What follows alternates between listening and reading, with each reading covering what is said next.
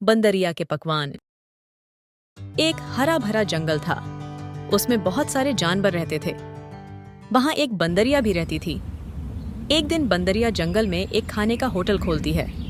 उसमें सब जानवरों को बुलाती है। फिर वह बंदरिया सोचती है, क्यों ना मैं जंगल के सबसे बड़े जानवर हाथी को अपने होटल पर बुलाऊं। फिर बंदरिया सारे जानवरों के पास जाती है और उन्हें होटल पर आने को कहती है।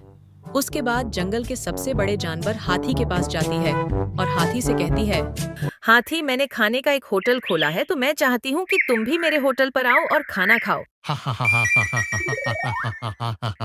क्या तुमने खाने का होटल खोला है? चलो ठीक है, मुझे टाइम मिला तो मैं आ जाऊंगा।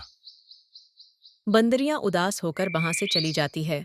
फिर अगले दिन बंदरिया के होटल पर सभी जानवर खाना खाने आते हैं और बड़े मजे से खाना खाते हैं।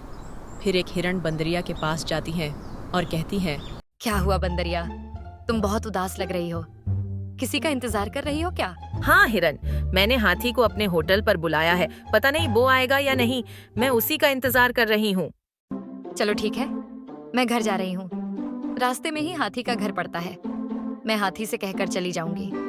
फिर हिरन वहां से चली जाती है और हाथी के पास पहुंचती है और हाथी से कहती है, हाथी, बंदरिया ने तुम्हें बुलाया है। उसने बहुत अच्छे अच्छे भोजन बनाए हैं और वो तुम्हारा इंतजार कर रही है।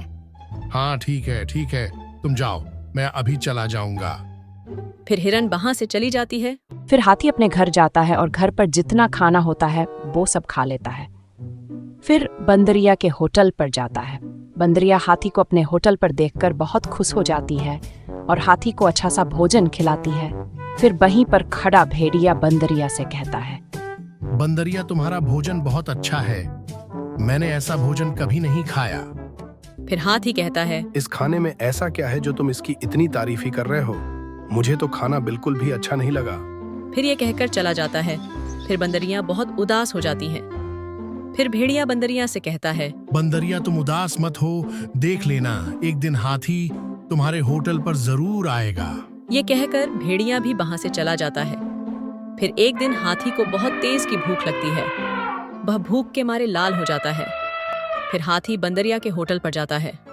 बंदरिया हाथी को देखकर फिर से बहुत खुश हो जाती है।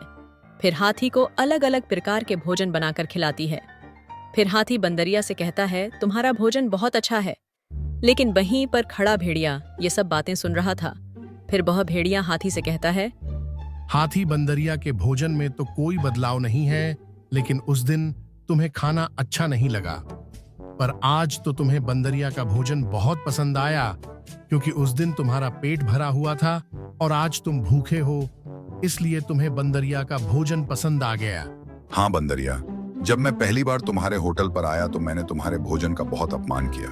मुझे माफ कर देना। फिर हाथी और भेड़िया दोनों चले जाते हैं। इस कहानी से हमें यह सीख मिलती है, जब हमें किसी चीज की जरूरत होती है तब हमें उस चीज की अहमियत पता चलती है।